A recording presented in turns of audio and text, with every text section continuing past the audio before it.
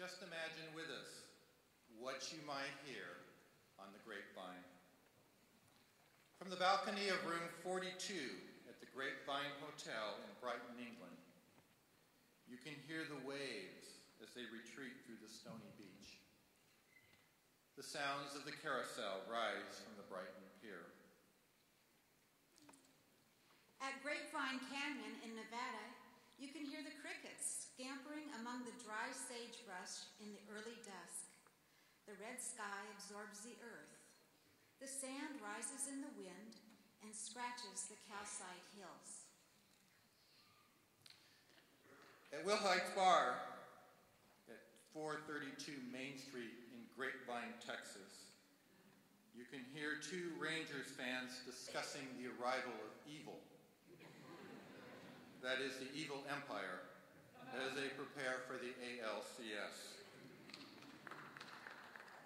From the ranch house at 443 Grapevine Road on the old California Ridge Route, you can hear the diesel trucks as they grind their way over the Tejon Pass.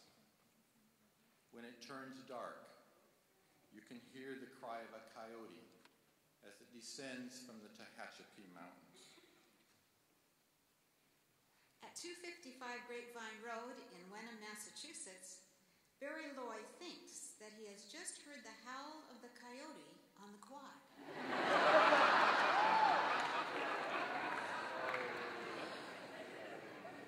What he has probably heard is the sound of a siren.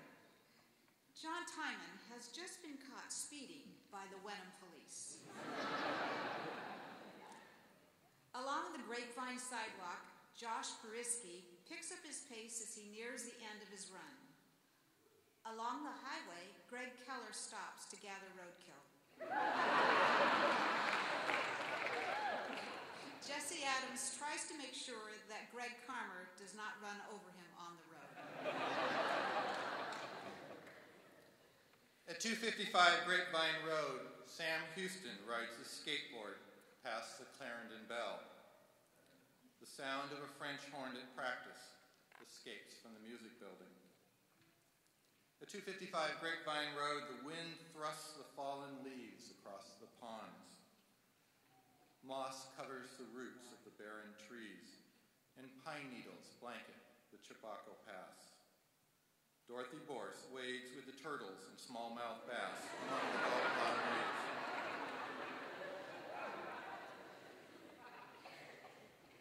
At 255 Grapevine Road in the quiet of Frost Hall, Megan Wigton meets a student for prayer. In the bustle of their lounge, a group of men meet to read Colossians. In Barrington, Joel Nolet is talking about the films of Stanley Kubrick. And in Gillies, Beth Sharp recounts her summer's journey to India.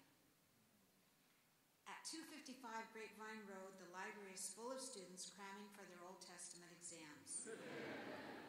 In the PDR, Jennifer Brink meets with students from Lynn. In the sanctuary of AJ, the chapel band practices a new song. For most of this day, a philosophy major will be reading Hume. An English major will write on Dickens. A piano major resumes work on Bach. Tonight, Marv Wilson will describe the Hebrew Rapha, the call to be still and know that I am God. At 255 Grapevine, the fall always provides moments of stillness, though the colors of the season always seem to rush by. All along the borders of Grapevine Road, the sumac turns red and gold. The reeds on the ponds turn brittle. The vines on the oak trees begin to brown, and lily pads wither in the wetlands. The morning frost burns the edges of the conquered grapevines on the backyard trestles of a few Wenham homes. Grapes still flourish in the small fields and backyards of New England. Their slit skin covers are often purple and dark blue, their flavor strong and musky. 1.5 centuries ago near Boston, the first Concord grape was squeezed to make juice for a Methodist communion. Today, in many white-steepled New England churches, the dark juice still recalls the blood of the Savior. No one knows for sure the kind of grapes that were squeezed to make wine for Jesus. Some of those old grape species in the Middle East are now extinct, victims of drought or medieval wars that decimated vineyards. Invading armies slashed the long vines and burned the roots, leaving the stems to wither in the sun.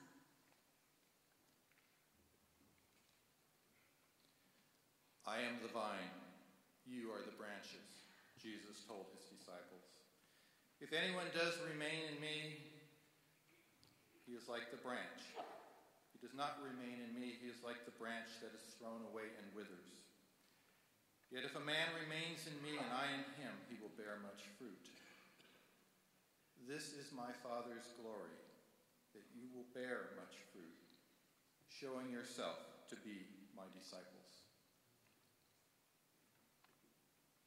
We do live tangled lives at 255 Grapevine Road. Our best hopes are often rooted in the love and care of those around us, friends and roommates, professors and RDs, and families linked by the tendrils of emails and cell phones. Our eyes and minds are bound by satellites and cables to the farthest corners of the world. And our faith still clings to the words and thoughts of more than 50 centuries. Return to us, O God Almighty, David sings. Look down from heaven and see. Watch over this vine. Today is a day for coming home. A day to be thankful that God still watches over us at our home at 255 Grapevine Road. But the road from that home gets ever longer and wider. The path runs through campus and weaves through rocks and trees and then spreads into 1,000 limbs and branches. It stretches into Detroit homes and into Nairobi schools and into New Hampshire farms, like the place where A.J. Gordon was born 175 years ago. It spreads into churches and clinics, into schools and labs, into places where there is a deep longing for comfort and justice and for hope, and where the branches of the